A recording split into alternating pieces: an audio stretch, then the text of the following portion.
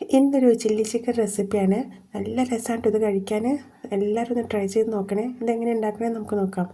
ഞാൻ already chicken marinate ചെയ്ത് വെച്ചിട്ടുണ്ട്. ചിക്കനിലേക്ക് മുളക് പൊടി, ഇഞ്ചി വെളുത്തുള്ളി പേസ്റ്റ്, കുറച്ച് കുരുമുളക് പൊടി, 1 ടീസ്പൂൺ കോൺഫ്ലവറും 1 ടീസ്പൂൺ മൈദയും, ആവശ്യത്തിന് ഉപ്പ്, ഒരു എഗ്ഗ്, ഒരു 1/2 ടീസ്പൂൺ സോയാ സോസും കൂടി ഒഴിച്ച് നന്നായിട്ടൊന്ന് അരമണിക്കൂർ മാഗ്നേറ്റ് ചെയ്ത് വെക്കാം.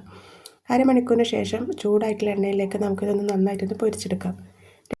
എല്ലാ വീഡിയോയിലും പറയുന്ന പോലെ എൻ്റെ വീഡിയോ ആദ്യമായിട്ട് കാണുന്നവരുണ്ടെങ്കിൽ പ്ലീസ് ഒന്ന് ലൈക്ക് ചെയ്ത് ഷെയർ ചെയ്ത് സബ്സ്ക്രൈബ് ചെയ്ത് സപ്പോർട്ട് ചെയ്യണേ. അപ്പോൾ നമ്മൾ ചിക്കൻ നന്നായിട്ട് തന്നെ ഇവിടെ മുരിഞ്ഞ് കിട്ടിയിട്ടുണ്ട്. സെയിം പാനിലേക്ക് തന്നെ നമുക്ക് ഓരോ ടീസ്പൂൺ ഇഞ്ചിയും വെളുത്തുള്ളിയും പച്ചമുളകും ചെറുതായി അരിഞ്ഞത് ചേർത്ത് ഒന്ന് വഴറ്റിയെടുക്കാം. അതൊന്ന് വഴന്നു വരുന്ന സമയത്ത് നമുക്ക് സവാള ക്യൂബ്സ് ആയിട്ട് കട്ട് ചെയ്ത് കൂടി ചേർക്കണം. ഞാനിവിടെ 2 സവാള ചേർത്തിട്ടുണ്ട്.